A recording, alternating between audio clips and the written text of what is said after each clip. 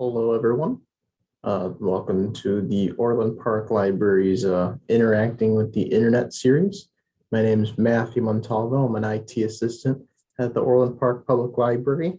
This is the second part of a two-part series that we're doing, going over interacting with the internet, basic internet things to go over. And the first one was internet privacy, and this one's now internet security. So what we're going to be going over here basically is best practices for internet security, things to watch out for, things you could do to be, have, better security on your device, make sure your accounts don't get hacked, the information. And, we went over a lot of information and privacy things in the first part for privacy about information and where it goes and who has access to it.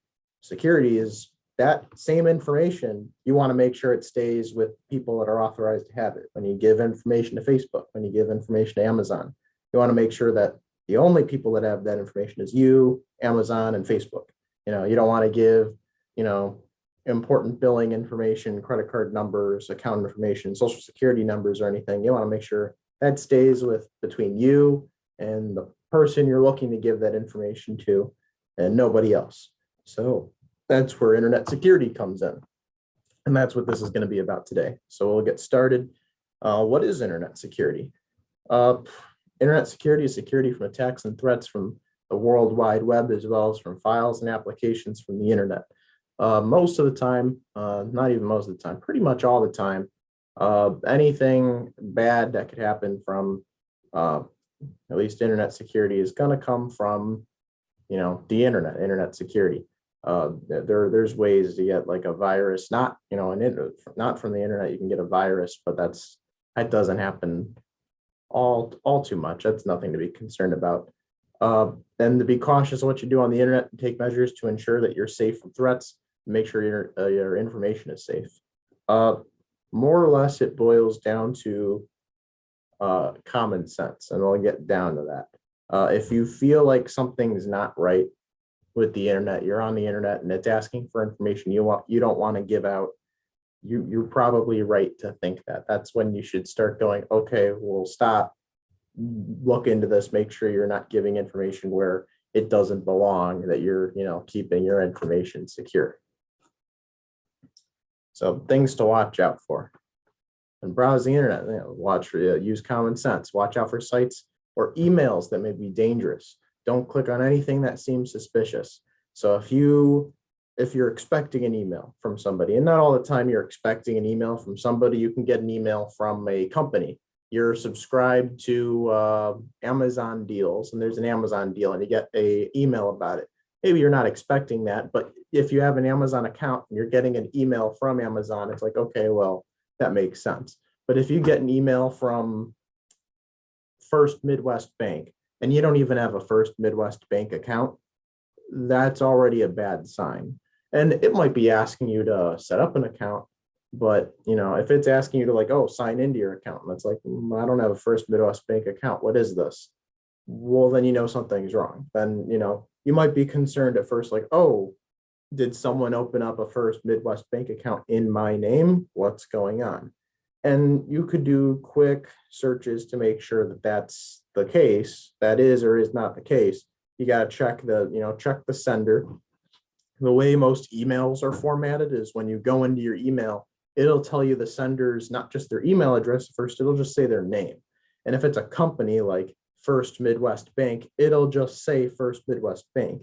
And underneath that, usually it'll list their email address.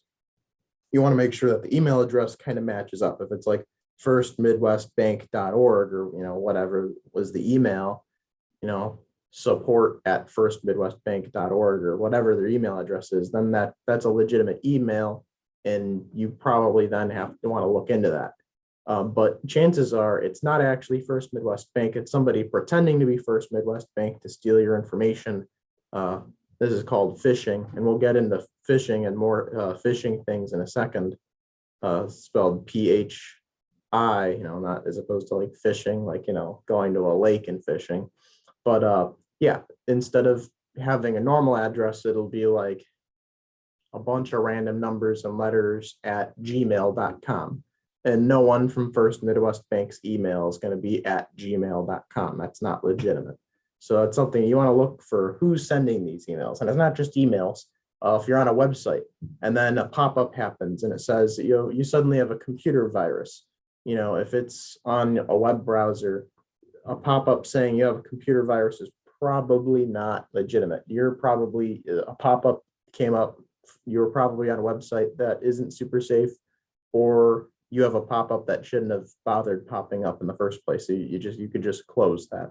That's if it comes up and you're not expecting it, chances are something's up, and you should probably be suspicious about that. Make sure when you're filling out forms or putting in sensitive information like credit card numbers or your social security number, make sure that you're using a legitimate or reputable website or service. And all right, so this one again is pretty self-explanatory. If you're asked for a social security number, first of all, figure out, okay, who's asking for that information? People that usually ask for that information is going to be banks, the government. If you go on the IRS website, they need that for verification purposes. Insurance companies will ask that. Most financial institutions, legitimate financial institutions, banks, the government, municipal, local, state government, federal government, those websites, and those governments will have their own domain name, where if you look on the top, www.irs.gov, that's a government website. They ask for your social security number. That's totally safe. You can put your social security number. You can give that to the IRS. They need it. They already have your social security number. They're just verifying it's you. If you're trying to get insurance or you're trying to modify your car insurance and you're on your car insurance website, you're on geico.com. They want your social security number. They need that information. That's a reputable website. That's safe. Places that usually will never ask for your social security number unless you're doing something like trying to get a credit card, for example, like Amazon. Amazon doesn't ask for your social security number. If you're getting an Amazon credit card, the process to be able to apply for an Amazon credit card may ask for your social security number.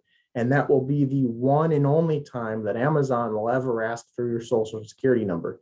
If you already have an Amazon credit card or something with them, and you get asked again, that should only happen if you're looking up billing information regarding your credit card. At any point in time, signing into your Amazon account, if you get a notice that your Amazon account's locked and they ask for your social security number for verification that it's you, that's fake. That's not Amazon. Check the website URL at the top. Does it say www.amazon.com? If it doesn't say Amazon.com, that's not Amazon. Amazon is not going to ask for your social security number. They're going to ask for an email and a password, the email and password that you had when you set up the account. If you put in your password and it doesn't work, again, check and make sure. Does it say www.amazon.com? And again, this isn't just for Amazon. This could be for any website. Most retail websites, no retail website is going to ask for your social security number. If any place is asking for something like your social security number or even your address, and you've never given that place your social security number or your address before, don't give them that information. Because if they aren't supposed to have that information and you never gave them that information, they never will ask for that information. All right. So that's suspicious. Don't give it out if you feel it's even a little bit suspicious. Look it up. You could Google, hey, why is this asking for my social security number? Chances are you'll find out, oh, it's a scam. This isn't actually the company. 99% of the time that's going to be the case. So don't give out information that you aren't sure what it is, because this is bad. My account's locked. I have to give the information out. No, you don't. Really make sure what you're doing before you start just giving out information. Again, it's like a common sense thing. If you feel like, oh, okay, this is okay, then you're probably just giving information too willingly on the internet. You got to stop just giving out information on the internet to companies, because you might not be giving it to those companies. There could be people impersonating those companies, and most places won't ask for personal information other than your name. And if it's any sort of e-commerce, they'll ask for your address. And as you're about to buy something, that's when they'll ask for credit card information. They won't ask for your credit card information for verification purposes 99% of the time. They used to do that. Some websites still might do that. They might ask for the last 4 digits of your credit card number for verification. And if that's what they ask for, that's all you got to give them is the last 4 numbers of your credit card. They're not going to ask for, your whole credit card number, the expiration month and year, and the security code on the back. They're not going to ask for that as verification. That's the 3 things you need to be able to buy anything. And they're going to clear out either your bank account or they're going to clear out, they're just going to start charging your credit card. So you don't want to give that information out. And unless it's your bank, don't give out your bank PIN. Don't do that. Please don't do that. The only place that's ever going to ask for your bank PIN is your bank. No one else is going to ask for your bank PIN. So don't give anything like that out ever. Just never do that. There we go. We're going to go over types of threats on the internet. Other than the common sense thing and general internet browsing, there's various threats you got to worry about when it comes to browsing on the internet. This could apply for computers, phones, tablets. If you have a Samsung tablet or an Amazon tablet, any sort of Android tablet, a Samsung is a type of Android tablet, and so is technically the Amazon tablet's also an Android tablet, and so or even like an iPad, which is an Apple tablet. Any sort of tablet, phone, most mobile devices, most computers. It could be a Mac. It could be a Mac, Windows 10 computer, and any other kind of Windows computer. If you have like an older Windows laptop that's Windows 7, these are going to be very important. You got to really pay attention. If you don't have Windows 10, if you're still on Windows 7 or Windows XP, or even something newer like Windows 8 or Windows 8.1, you probably want to pay attention to this because you're actually more at risk of getting one of these kinds of threats than anybody else because you're on an older operating system. So types of threats.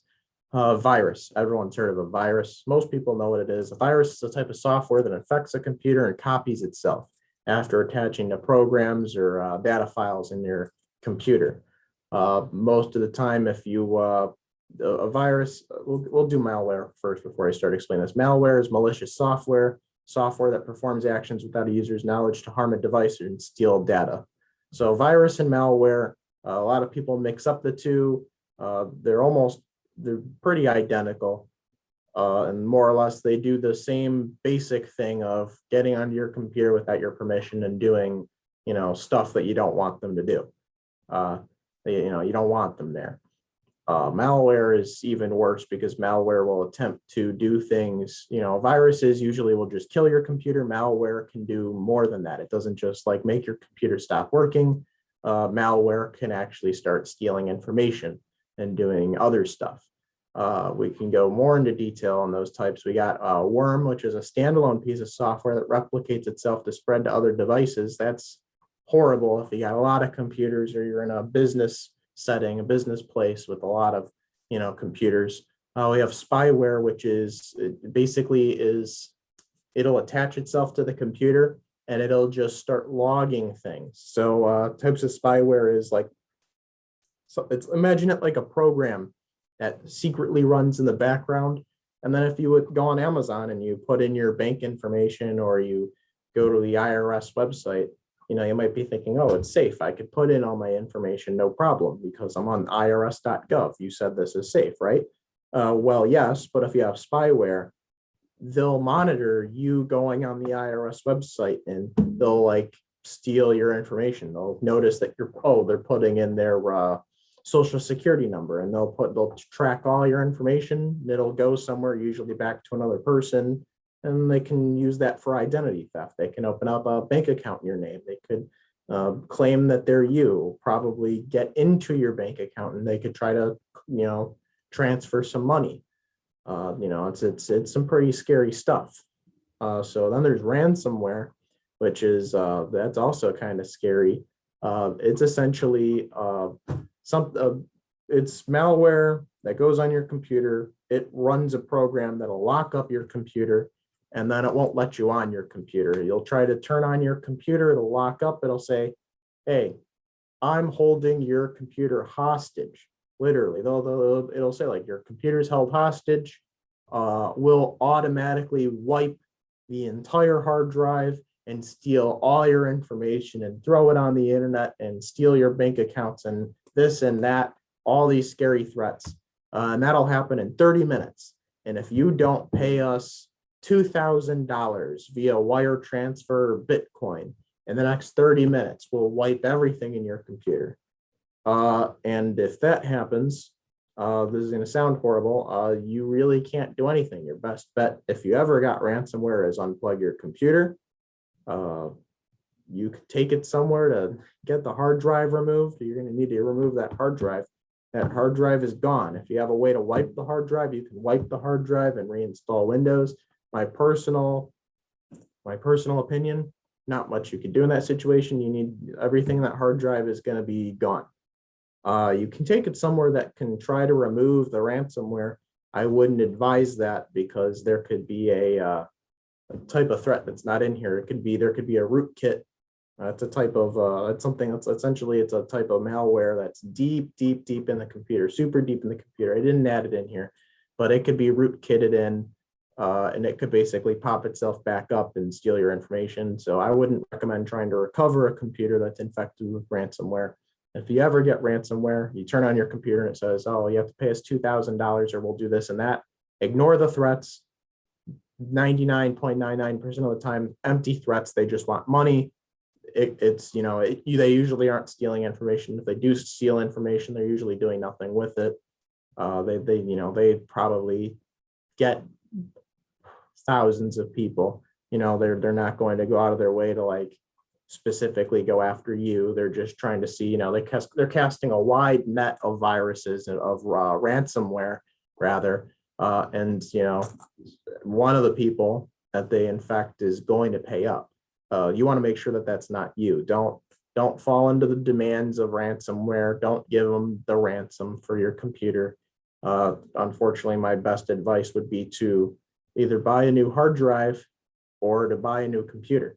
And that's horrible. You shouldn't have to buy a new computer, but definitely your hard drive needs to be wiped or at least recovered in such a way that you can get your stuff back. Recovery specialists will be able to get your stuff back. So that is an option. It usually costs money.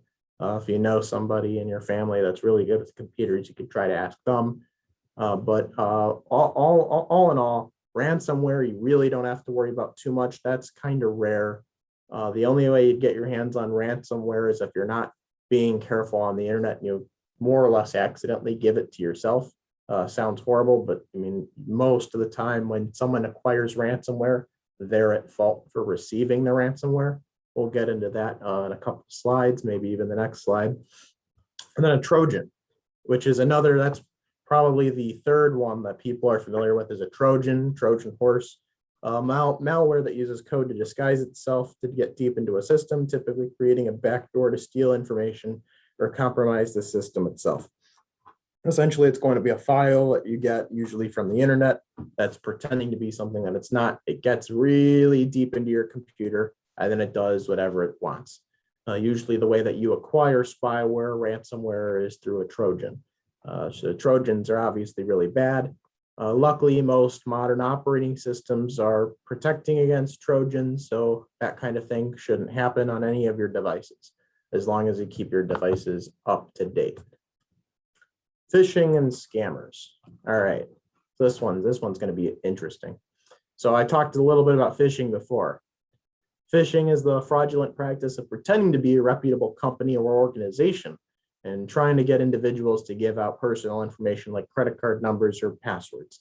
Usually it's an email, and you'll get an email that's, everyone hears about the Nigerian prince scam, and believe it or not, that's probably the most common.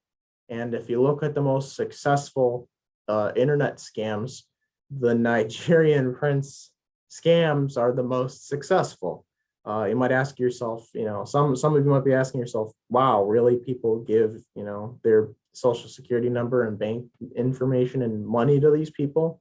Yeah, a lot of people do. A lot of people do. And if you don't know what I'm talking about, usually there's kinds of emails that you'll get, and you might have even gotten one yourself, and sort of scratched your head like, what is this? And hopefully you didn't reply to any of these emails where you get somebody that says like, hello, my name is whatever, Joe Bob, and I live in some country in South America, Africa, Asia, or uh, island in the Pacific that you've never ever heard of, and I have this insane amount of money. My spouse died, and I'm about to die, and I want to leave my all my assets. I need heir to my so I need someone to inherit all my money. I randomly came across you, or they'll claim like, oh, the records show that you're my long lost cousins, nephews, sisters, aunt, uncles, former roommate. uh I'm going to give the money to you. Please reply as soon as possible. And you reply and you're like, oh, okay, that's pretty cool. So what do you need from me to get all this money? The $200 million you want to give me, or whatever it is. And they'll be like, oh, I need your full name, your billing address, your postal code with the end four digits. I also need your credit card number, the expiration month and year, the security number on the back. I need your full social security number and tax ID number. I also need to know your places of employment in the last 3 years. I need, they're going to ask for, they might not ask for all of that, but they're going to ask for something more than your name. And if they're asking for something more than your name, no, that's fake. And anytime someone's going to send you an email like that, that's fake. That's phishing. That's the like Nigerian scam that you hear about. So typically phishing occurs via email, and people will pretend to be companies sending a message saying something is wrong with your account and you'll have to fix your account, but the website they'll have you sign into is not real. So I was talking about the Nigerian scam of someone pretending to be someone else that's just going to give you a bunch of money. That is the most successful. Usually the people that get targeted for that are either it's usually a bunch of people from either foreign countries, or a bunch of a lot of people that aren't super familiar with the computer, or not familiar with email. Those are typically the people that get targeted, and they're typically the people that give out the money. But people that are maybe a little bit more familiar with the internet or computers or email, they're going to look at that and they're going to just delete the email. They know that or just from common sense, they're going to know something's up with that. Obviously that this can't be legitimate. I don't have some long lost relatives that's going to give me $65 million from Zimbabwe. That doesn't make any sense at all. They'll delete the email. So the ones that are surprisingly less successful, but the ones that might fool you, are the ones that are here, where they'll pretend to be another company. So you look at this picture here, and this picture showing Amazon, and it says Amazon sign in. Any of you with an Amazon account will have seen this before. It says sign in, email, or Amazon password. Well, you notice it says scam on it. That's not real. That's fake. That is not actually Amazon. And the email you'll get will literally be a carbon copy of the exact email that Amazon gives out for things like, your account has been locked, or, oh, there's a problem with your billing. Can you sign in and sort that out?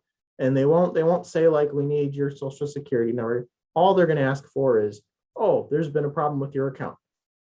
Sign in with your email and password here. And you'll click on the link and it'll bring you to something that looks exactly like Amazon. And the second you put in your email and password, you're not logging into Amazon. You're giving your Amazon email and password to someone else who's pretending to be Amazon. And then they're going to log in and they're going to start buying stuff themselves, or they're going to change the password and boot you out of your account. The other thing to think about is your password. Most people, and I think I'm going to go over this later, but most people that have passwords on the internet, they usually use the same password for everything. And so the big problem here is, if you have an Amazon account and you have let's say a Gmail account or a Yahoo account for email, and you have the same password for your Gmail or your Yahoo Mail as you do for your Amazon, when you give them your email address to log into Amazon, you probably log into your Amazon account with that Yahoo or that Gmail account, right? And so that password that you use to log into that Amazon, if it's the same password and email as you do for your email address, not only are you giving them the password to log into your Amazon, you're giving them the password and the means to log into your email as well. So now they have full access to your email, and you might get emails from your bank. You might get emails from the government, things that have your personal information on it. So now they can change the password on Amazon. They can log into your email, change your email password so you can't even log into your own email anymore. They can have full access to your accounts. And, God forbid you use the same email and password for your bank. They can figure out who your bank is with. If you have any sort of electronic statements sent to your email address, now just from pretending to be Amazon and you giving them your Amazon sign-in information, if they can sign into your email, they'll see that you're getting emails from JP Morgan Chase Bank. So they'll be like, oh, so they have a Chase account. They'll go to chase.com. They'll try the same email and password. And if you use the same email and password, bam, they've now logged into your Chase account. And maybe Chase will give them a security warning. Wait, we don't think you're actually the guy that you're logging into. Please verify that you're this person by answering these questions. Well, they probably have a good guess to answer those security questions to validate that they're you, because they have all your emails, assuming you don't permanently delete your emails. Most people don't. They either archive them or just leave them open and read for forever. And they have, an archive of 20,000 emails. They have all that, emails worth of information to try to guess, oh, what's the name of your dog? They'll just open your email and they'll do a keyword search for dog, and they might see your dog's name and they'll put in your dog's name, and your bank will be like, oh, well, obviously we know you're you, no problem. They'll sign into your bank account. They'll clean out your bank account. They'll start buying stuff on Amazon with your credit card, which is saved to your account. They could just do so much off of that. And all you did was open an email that appeared to be Amazon, but it wasn't Amazon. So how do you protect against that? You look on the bottom here. Check the sender's address. This is, again, because this stemmed from an email. Well, if the email address is amazon.com, support at amazon.com, that's legitimate and that's totally safe. You could do that. If it's, B15-XB5420 at, yahoo.com, that's not Amazon. That's some random email. And you'll notice that it might still show up. I said emails are usually formatted where they'll say the name of the person and then the address. And the address will be really tiny and the name will be really big. They can put in their name as Amazon customer support. And so the name will pop up on your email that you're getting an email from Amazon customer support, but that won't be their email address. That'll be their name. And their name isn't, when they put their first name as Amazon and their last name is customer support, all you know is you're getting an email from Amazon customer support. When you open it up and it looks like that, it looks very legitimate. But in reality, it's just somebody trying to steal your information. So you want to be very cautious of that. And you could be even more cautious by when you do click on the link, it'll bring you to that website, and the website won't be www.amazon.com. It'll be some random website that's not actually really Amazon. It'll be www.5168A279ET, .com or .org or .net or .anything. It won't be Amazon.com is my point. And you could check that and you could be like, oh, this isn't legitimate. Other things to look for is this little scam window thing. This is a picture that I took from a real Amazon. It's a real Amazon. I don't know if I took it, but this is it's an actual Amazon scam link that asks you to sign in. And it's one from 2020. Okay. So you don't even have to go through the effort of trying to validate, to try to be like, oh, what's the email address here? What's the what? You don't have to do any of that. I've got a very simple process that usually works, I'll say 90% of the time. If you want to just things that are instant giveaways. This little Amazon, I wish I had an example to show you guys, but I don't. But things that you could try if you ever do receive an email like this that you think isn't Amazon, or if you know it's not Amazon, you want to like try to mess around and see things. What you could do is it'll say email, password. Most people that actually go on Amazon, they'll put in their email, their password, and they'll just immediately hit sign in. They might hit keep me signed in, whatever. But what people usually don't is they don't, and we were talking about this in the first part of the interacting with the internet series, is way at the bottom, you see conditions of use and the privacy notice, and even internet-based ads. And that's their long policies that you're agreeing to every time you use their website. And if you click on them, it opens their 500-page, conditions of use policy agreement that you agreed to, and their privacy notice agreement about your personal information, and their internet-based ads about who they're selling the information to and how you're getting advertisements sent to you, which they're required to do by federal and international law. The real website, when you click on them, it'll open the 500-page document. It'll go through all their information. The fake page, 90% of the time, that's pretending to be Amazon, if you click on conditions of use or privacy notice on the bottom, it doesn't do anything. It's just designed to look like real Amazon, but it isn't. Real Amazon, when you click conditions of use, it'll open the conditions of use. Other thing, right underneath that, that's a dead giveaway. I said it was from last year. Look at the copyright. I don't know if you can see it, it's very small, but it says copyright 1996 to 2017, Amazon Incorporated. No, it shouldn't say copyright 2017. It should say, as of the recording of this live, it should say copyright 2021, today's year.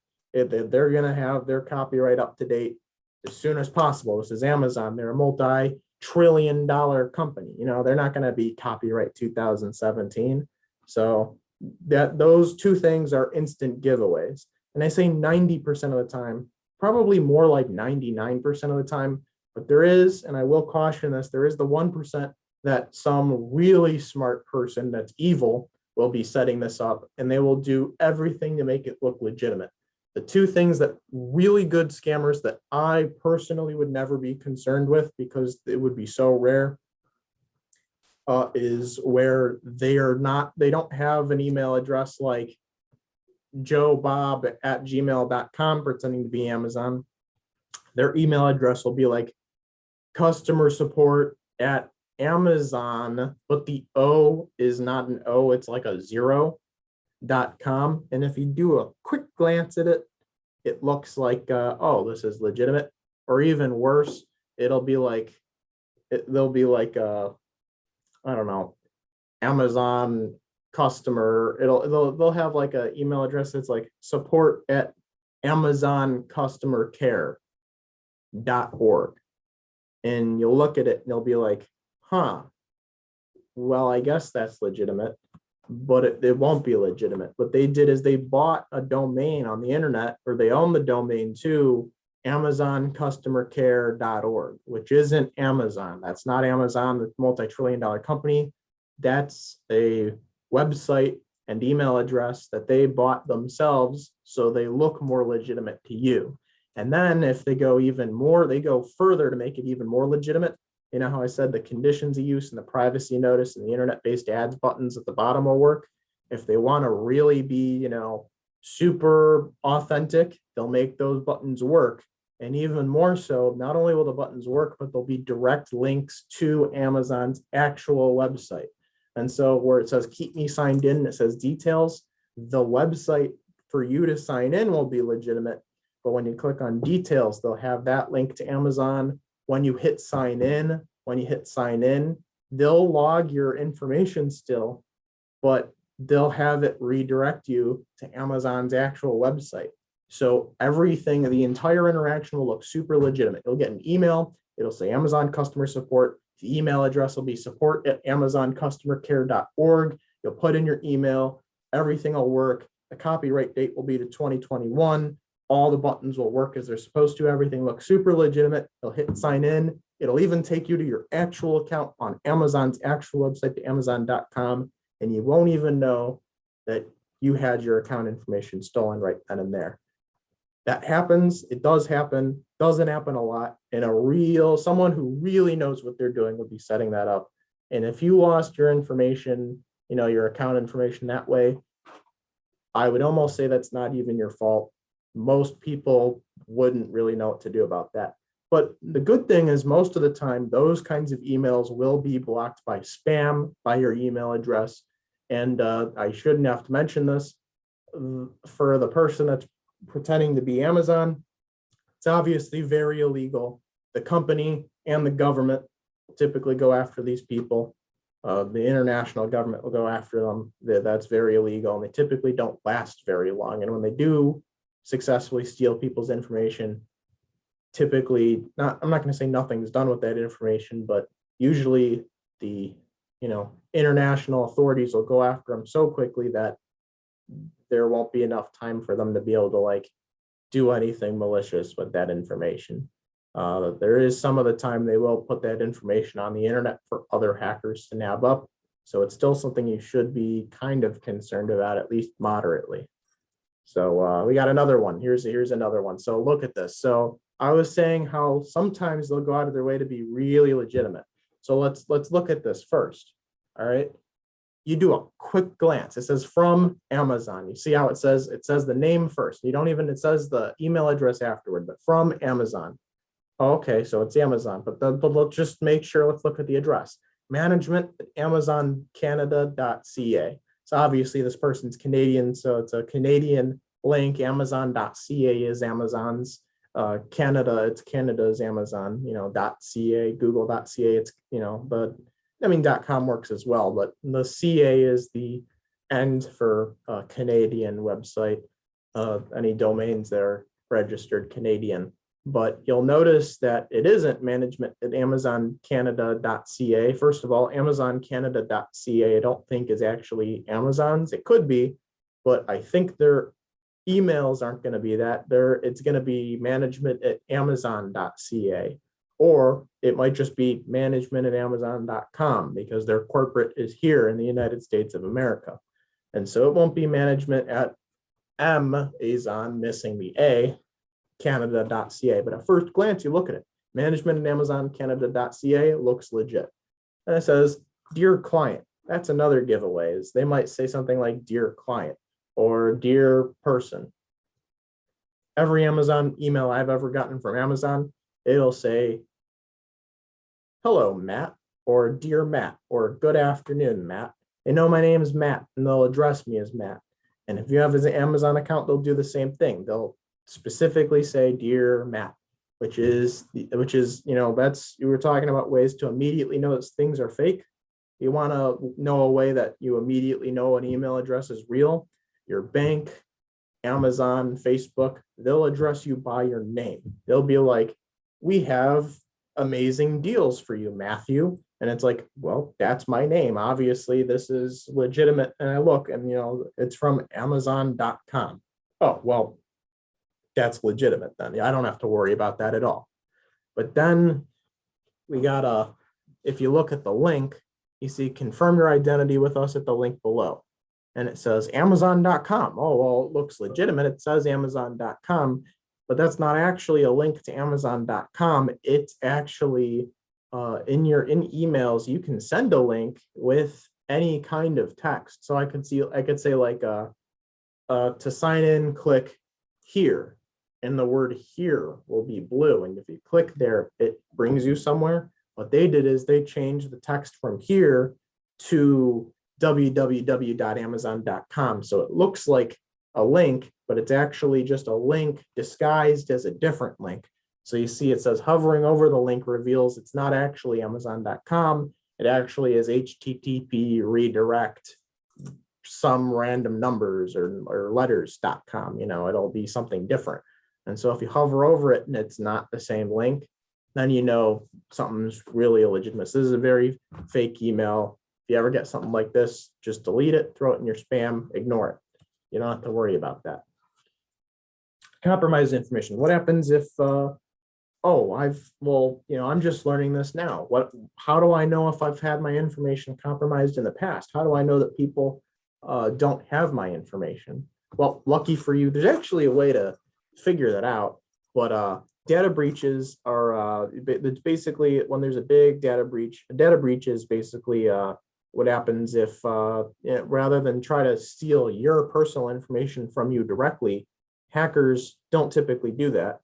A bunch of scammers will do that and hackers won't. And then differentiating the two, because a scammer could just be you. You could have no computer experience and pretend to be Amazon and try to steal someone's stuff. You don't even need to do that. You don't even need to go through the effort of pretending to be Amazon. You could just do the Nigerian, you'd be like, hey, I'm Prince whatever from Egypt, whatever. And I have $5 billion and I want to give it to you. Give me your bank information. And you could send that to 100 people. And as long as one of the 100 people give you their bank information, you could steal it. And the next day the FBI would knock on your door and they would arrest you. But you could do that. And so scammers are, bottom level, people that try to steal information. And then the higher level people are like the hackers, people that are well-educated, either self-educated or taught from a legitimate educational institution, or just have years and years of experience stealing personal information or getting through security layers of data servers and computer hardware. And what they'll do is they won't go after your stuff, they'll go after the company's stuff. So they won't hack you, they will hack Amazon. And when they hack Amazon, they're not just getting your password, they'll get thousands to millions of people's passwords. It's like, the holy grail. They get everything. They don't just get one account, they get a bunch of accounts, thousands to millions of accounts. That's a data breach. So if there's a company that just doesn't have super secure servers, they're not storing your information properly, hackers will go after them and they'll steal your information and a bunch of other people's information. They'll have a big log of a bunch of usernames and passwords. They'll decrypt every single one and they'll steal your information. Anytime a data breach happens, usually it's in the news. It's a pretty big event when a data breach happens to a major company. And it's happened to major companies before. It's happened to Yahoo. It's happened to pretty much every bank. Usually not on a big scale, usually on a little bit of a smaller scale, but it happens to really big. It's happened to some really big companies. You could look up major data breaches in history and you'll get, specific ones. And they'll give you exact numbers too of this data breach in 2013 and it compromised 14 million accounts. It's pretty crazy. Some of them are pretty insane. And you hear about it, if not through word of mouth or the news or media, you usually will get a notification from the company that you're doing business with. If it's a bank, I was talking about Chase Bank. If you have a Chase Bank account and Chase Bank has a data breach, you'll usually get an official email with an official statement from Chase saying, hey, we've had a data breach. We're letting you know. Here's the actions we're starting to take to make sure that this won't ever happen again. Please take these steps to make sure nobody will use your account. They'll usually force you to change your password. They'll do a quick authentication thing to make sure that you're you. They'll have you change your password. They'll assure you that your information is safe. They'll apologize and they'll say, they'll probably do a bunch of things. Then somebody will probably shoot them with a class action lawsuit. It's usually a big event. So it's not like you should be concerned, but you should be concerned about data breaches that have happened in the past. If you're using the same email and username that you've been using for 10 years or more, and there was a data breach 10 years ago that you didn't even know existed, you can actually find that out. So if you go to Have I Been Pwned, that's how it's pronounced, PWNED, Have I Been Pwned, .com.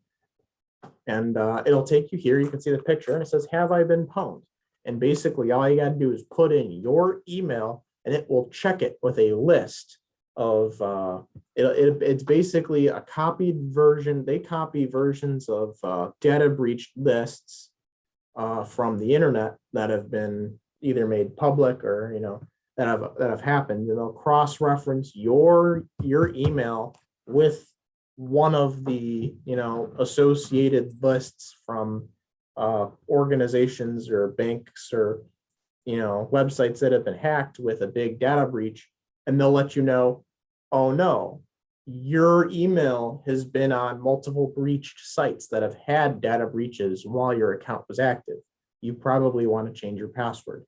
And this one's pretty scary because most people that I tell that go to have I been pwned, more than 50% of them have oh no pwned that shows up. And if you go right now to have I been pwned.com, chances are you also probably, if it's an email that you've used for a long time, you use the internet at least moderately, you might have been pwned, which at least according to have I been pwned, your information probably could be on a list. And if it is, it's nothing to be too concerned with. If no one's stolen your information yet, no one probably will in the immediate future, but it is probably a good idea to change your password at the very least. And if you've changed your password recently, have I been pwned doesn't know if you've changed your password. It just knows that your email has been, is associated with a website that has had a major security breach in the past couple decades. That's all that it's telling you. And so if you change your password, even semi-recently, you're probably fine. If you haven't, you probably should do that. Password protection. So we were just talking about passwords, so this is pretty good. Passwords can be cracked by brute force intrusion. That's basically brute force is just guessing a password over and over and over again. And it might take you a long time to guess, oh, you want to guess my password. It'll take you a long time to guess sequentially every single combination of number and letter and character going 00, 000, 0000, 0001, 0000A. You do every possible combination in the entire world. It's going to take you a long time. But people don't try every combination. Computer programs try every possible combination. And a computer program has a lot of very good resources, like the dictionary and processors that can think and type probably millions of times faster than you, which means that it can guess every combination of word, letter, and number and character millions of times faster than you. And if your password is pretty random, it'll take a computer a long time to guess your password, but a computer will eventually guess your password. And so if your password's strong enough, your accounts are probably safe, but they can be extremely difficult to crack. So typically what you're looking for is, there's no such thing as like an uncrackable password. You just want the most secure, least crackable password.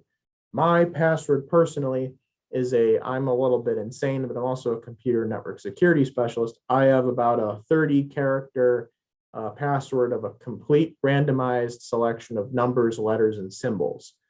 So I could probably say my password out. I mean, I obviously won't, as being recorded and is live, but I could say my password out loud to somebody and they probably wouldn't remember it. They wouldn't know what letters are capital or not. And it would be so random, they just wouldn't believe that that's my password. And then it also helps that I change it every 6 months. Should you go super overkill like me and have a crazy password like that?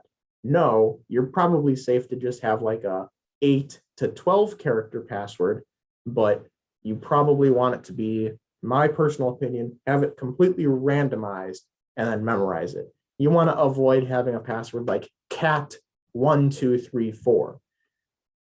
A password cracker will crack cat1234 in like 5 seconds. Like there's no way that that's going to work. And most places that require you to use a password, if you try to use the password cat1234, you're not going to let you use the password. They're going to let you know, hey, that password's not secure enough. And you might be asking yourself, but like, how is someone going to guess that? Well, it's in reality, it's not super likely somebody will guess that. If someone really wants to log into your account, they manually try to guess that. If you give them enough time, they might guess cat1234. But a computer program that's doing a brute force attack, it will guess cat1234 in like 5 seconds. It will literally take 5 seconds for it to guess cat1234, and then your account information is now compromised. But a good password is typically, it's usually 8 characters or more, and uses a combination of uppercase and lowercase letters and numbers, and contains at least one special character or symbol.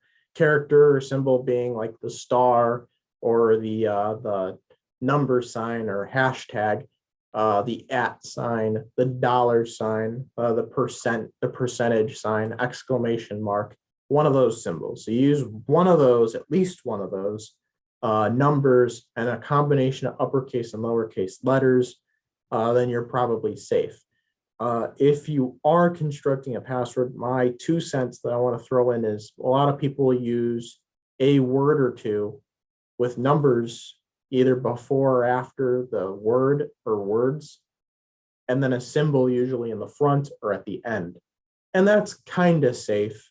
A password cracker, a brute force password program will still probably guess the password relatively fast, believe it or not, but it won't be immediate like all the other ones. But what I would personally do is most people have the capital letter be the first letters of the word or words. I wouldn't do that. If you're going to have like cats, cat1234, like I was saying, we could just simply make cat1234 a secure password. And you could add capital, uppercase, and lowercase letters. And most people would be like, oh, okay, well, I'll make the C capital. No, because that's what the password cracker or a normal person would do. Make the A capital, lowercase c, capital A, lowercase t, 1, 2, 3, 4. And 1, 2, 3, 4 is, sequence, that's just 1, 2, 3, 4. That's not safe. So maybe use your address. Maybe you live at, 5012 West whatever Avenue. Well, and if that's your address, then I already forgot the number I used, but if you live at 5012 and that's your address, make it cat 5012 because that's your address. And so now you have cat with the capital A 5012. Now it's even more secure. You want to make it even more secure, add another word to it. You maybe cat 5012 dog at the end. And now it's like, all right, now it's starting to be a lot to remember, but it's also more secure. You can make it even more secure. All we're missing now is that special character. So we'll just add a $sign at the end. So now you have cat 5012 dog $sign with a capital A. And just for fun, let's do a capital O for the dog. Or you could replace the O entirely with like a 0. So now it's like almost randomized numbers and letters, but it's still easy for you to remember, and a password cracker won't even come close to getting that in probably a long period of time. It would take them a long time to get that. So try not to include common words or strings of words in passwords, because like I said, these programs have the power of a dictionary and speeds that are super fast to try to brute force passwords. And so if you start using a lot of words, it's just going to cross-reference every word in the dictionary super fast, and it's going to immediately guess your password. So if you're like, oh, well, I'll just make it super long, I'll put a bunch of different random words. That's no different than using a bunch of random numbers. At least for these password crackers, you give them enough time, it'll still guess it. You want not just random words, but literally like random numbers, letters, symbols, and characters varying between upper and lowercase. That's the most secure you can get.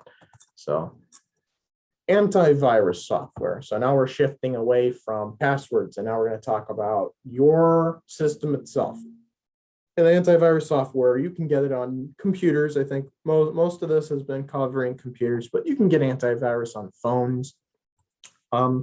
Personally, I wouldn't see a purpose if you're just using your phone for using apps, generally browsing the internet, and texting and calling.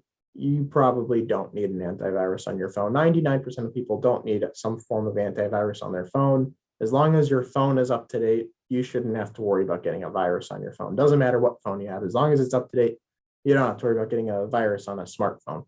And then the same holds true for a tablet. As long if you have an iPad, or like I was saying, you got like a Samsung or like an Amazon tablet, as long as you keep that up to date, you connect it to Wi-Fi, and you have the newest update for that device, you really shouldn't have to worry about antivirus. But computers generally, same sort of thing goes where, as long as it's up to date, you're probably fine. But computers are more vulnerable to those we were talking about before, with the worms, malware, viruses, Trojans, all sorts of stuff. They're more at risk. So and generally we have more information on our computers than we do our phones. It's starting to change these days. Now we're starting to have even more information on phones. It's pretty scary. But we can give ourselves an extra layer of security by having antivirus software. So antivirus software on your computer can protect your device from viruses and other unwanted files and programs in your computer that could be stealing your information. The other amazing thing about antivirus softwares is they won't just prevent bad stuff from getting on your computer. They'll detect if there's already bad stuff on your computer and purge it from your system. So you can use your computer and don't have to worry about anything. It's pretty great. Windows 10 actually already has its own antivirus software, Windows Defender. You might be thinking to yourself, I've never heard this ever before. And you might be going, oh, okay. Like it says, typically people will use a third-party antivirus software to protect their computer even further, such as Norton Antivirus. And if anyone has Norton Antivirus, number one, you probably have Comcast Xfinity. And that's because Comcast Xfinity does a good deal where you pay $0 for Norton, I believe. They just give their customers Norton for free. Kind of hard to beat the price of free. Truth is, it's included in one of the most expensive cable providers in the planet, but at least in my opinion, Comcast is fast. So, but most people have that. And the other thing is, there's the constraint of, at least here in the southwest suburbs of Chicago, there's not too many providers for internet. Even in just Chicago in general, there's not too many internet providers. So you're really limited to like AT&T, Comcast, and probably two other more local, providers for internet. And just about all of them provide some form of antivirus software, either for free or for a small additional charge for their users. So a lot of people either get it included in a package, like from their internet service provider, or they get it, as a discount from a family member, whatever. They just go online. They have their own antivirus software, and some of them are free. They don't even cost any money. I actually have a computer antivirus myself that's free. It's called 360 Total Security, not as opposed to Norton 360 or 365. No, not that. It's just a company the company itself is called 360 Total Security. Very good antivirus software. That's totally free. And so there's free ones. It's not always that it costs money, but my point is usually people will get their own antivirus software. We got a bunch here that you guys have probably heard of: AVG, McAfee, Norton, Bitdefender. These are ones that I'm sure a lot of people have heard of. But you technically don't even need these, because Windows 10, assuming you have Windows 10, if you have a Mac has their own kind of built-in antivirus, but you could still get antivirus for a Mac. But like if you're on Windows 7, you don't have Windows Defender. But Windows 10, which most people are on, has Windows Defender, which is its own antivirus software. And Windows Defender is pretty secure, as long as you keep your computer up to date. If your computer is not up to date, Windows Defender isn't going to be up to date. And maybe you get Windows updates every week or so, or at least every month, and you think, oh, this is annoying, I don't want all these updates. You do, because that's going to update your Windows Defender, which is, that's really important, because that's going to keep your computer secure. So just keep your computer up to date. If you're on Windows 10, good, you have Windows Defender, keep that up to date. If you don't have Windows 10, try to get Windows 10 as fast as possible, assuming your computer is, able to be upgraded to Windows 10. And if it's not able to be upgraded to Windows 10, it's probably time to start looking at upgrading your computer and getting a new computer. So yeah, be sure to scan for viruses every so often. Usually antivirus programs will automatically scan like periodically. So, once a week, once a month, at least once a year. And they'll just make sure that everything is safe on your computer. And they'll usually have a firewall, so nothing gets, thrown on your computer. You click on the wrong link and, oh, it wants to download a Trojan. Nope, it'll say, hey, a Trojan tried to go on your computer. We blocked it for you. So antivirus is pretty awesome. Back up your data. So this is another extra thing. It's a good practice to back stuff up. Not everyone has to back stuff up. I'd recommend it just in case. If you have a lot of important, documents that you absolutely could not live without, you digitized a bunch of, super important, memorable photos, and you have a bunch of important tax documents and legal information, copies of, tax files, deed to your house, car insurance information, super important documents that's all on one computer. And you absolutely, if like your computer died, half your life would die, something like that. You probably want to back up your data, because if there is, it's not even like a hacker thing. What happens if your house burns down? Your house burns down, your computer gets, incinerated with it. I mean, you probably have worse things to worry about, like your personal safety and your family's safety, your house burned down, but you don't want your data to go with it. You could back up your data for free or for relatively free. And so what you could do is you could back stuff up to an external storage device, like an external hard drive, or you could back it up to the cloud. Usually if you're backing it up to the cloud, that's going to use a lot of space. You see, I said Microsoft 365. If you're not aware of Microsoft Office 365, it's a service. It's a subscription service that always gives you the newest version of Microsoft Office and a couple other benefits. One of those benefits is it gives you 1,000 gigabytes of cloud storage. And I said backing up your data is going to, use a lot of storage. Well, if you have Microsoft Office 365, or you're thinking about getting Microsoft Office 365, it does give you 1 terabyte. That's 1,000 gigabytes. You could back up your whole computer or multiple computers with Microsoft Office, or Microsoft, as they call it, Microsoft OneDrive. And then it's in cloud storage. So if your house blows up, I don't know why I would do, but if your house blows up or it gets incinerated or, whatever, you just buy a new computer, then you could just move the data from Microsoft OneDrive onto your new computer. It's like it never left. You don't have anything to worry about. So, and of course, it's not just in situations where your house magically gets hit by like a nuclear bomb. That's never going to happen. Obviously, that's unrealistic. But things that are realistic is, there's a virus on your computer and it eats your computer. We were talking about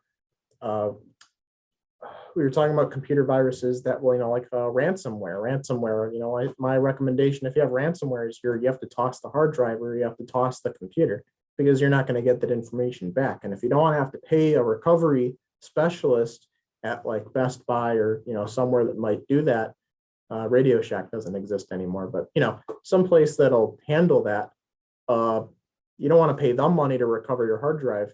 You could just buy a new hard drive, not worry about it. Oh, all my data. Well, if you have it backed up to Microsoft OneDrive or any other cloud storage option, who cares? Or it doesn't have to be cloud storage. You could get an external storage device from, Walmart, and just hooks up to your computer, move all the files and information that you want backed up, and just keep that somewhere safe. Keep it in a lockbox. If you have a safe, keep it in a safe. Most safes are fireproof, fire resistant at the very least.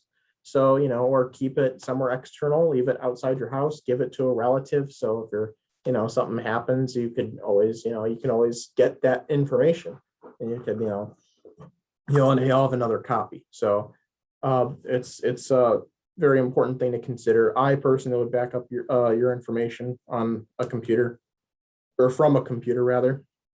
And again, it's not something you have to do. Most people don't. It's just, if you really want that extra layer of security, you should back up your data. Here. Virtual private network. Now this is even more. We have another layer of security that most people aren't going to use. So we have a virtual private network. A virtual private network is a network that masks a user's IP address. Talked a little bit about this at the end of the first part, internet privacy.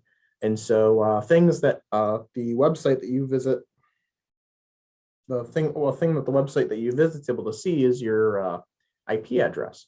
And your IP address is able to see the region that you live in, like your city, and is able to get a little bit more information out of you. It knows that your personal public IP address, which is, by the way, something you don't want to give out to people because they could use that to take down your internet and disrupt your internet service. But if you want to be super secure from attacks like that, that's something called a denial of service attack, where they'll take your IP address and just basically spam requests to it until your internet doesn't work anymore. And then your internet service provider will either, your internet will either stop working because the hardware will be overloaded, or your internet service provider will get really mad because somebody's harassing your internet and will just shut off your internet temporarily until it stops. You want to avoid some sort of attack like that from a hacker, or if you want to just, you don't want, the company's website that you're using to know where you live, you could use a virtual private network, and it will basically turn your IP address into another IP address. And so you're not actually using your IP. It's basically like your IP address, which is the identifier for you on the internet. Basically, you're putting a mask on it. And the benefit to doing that is not only do they not know where you live, you could pretend to live somewhere else. That's good for region locked content. I'm going to warn right now, I'd be careful with accessing region locked content on a virtual private network. Obviously, there are local, municipal, state, and federal laws that you have to comply with when using a virtual private network. So if there's some sort of content that's illegal to browse in the United States, but it's legal to browse in Japan, yeah, you can use a virtual private network and pretend you're in Japan, and you'll be able to access stuff that people in Japan can that you're not able to here. Most of the time it's due to copyright reasons, and you can get around that by using a virtual private network in theory. But if it's against the law, obviously I don't condone that.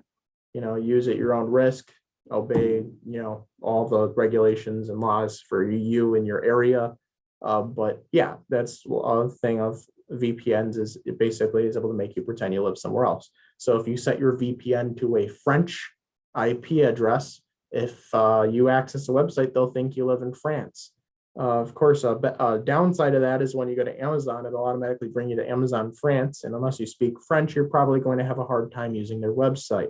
So, most people will just use a VPN just to mask their IP address. So I have a VPN, and my VPN is set to downtown Chicago. So people think I live in downtown Chicago, even though I live, 20 miles outside downtown Chicago.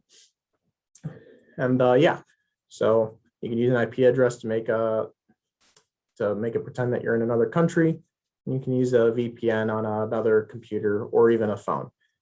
Usually VPNs cost money. There are free VPN services, but most cost money.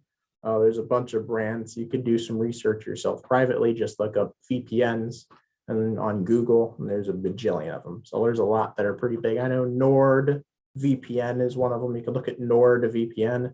There's another one, Private Internet Access, PIA. That's another one. There's another one, TunnelBear. There's a couple pretty reputable ones that are worth looking into. I'd look at any of those. We already did go over this a bit. Obviously, the most secure thing you could do, anytime that there's some sort of computer or like security risk involving files or viruses getting on a phone or a computer, it's not always your fault. The reason those viruses get in place is actually because of the operating system manufacturer, the people that made the device. So on a Windows 10 computer, you're looking at Microsoft. On an iPhone, you're looking at Apple, those. And so what they'll do is they'll be like, oh, there's a lot of hackers getting into Windows devices using this service.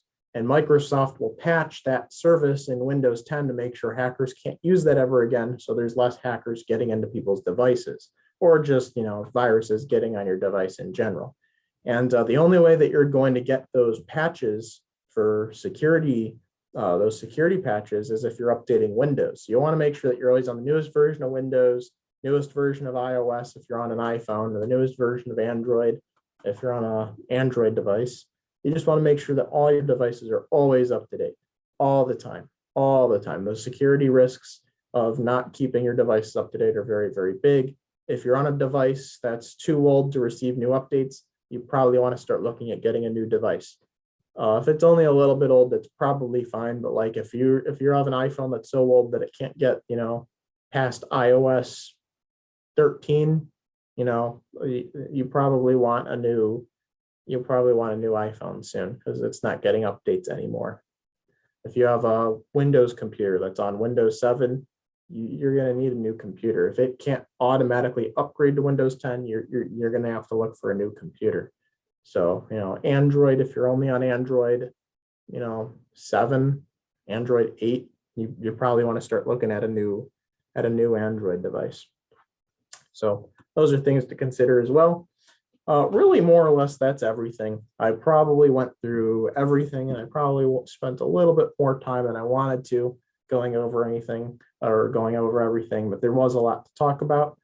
It's kind of all over the place. There's a lot of places to talk about as far as internet security. That kind of goes over all internet security. Everything eventually boils down to just use common sense. If you feel like something's not right on the internet and on your email, or something seems a little suspicious, don't feel inclined to give out information. Check it and make sure that everything's safe before you start giving out information. Just sort of verify that your computer's safe, have antivirus, keep your stuff up to date, and just sort of, stay safe and use common sense.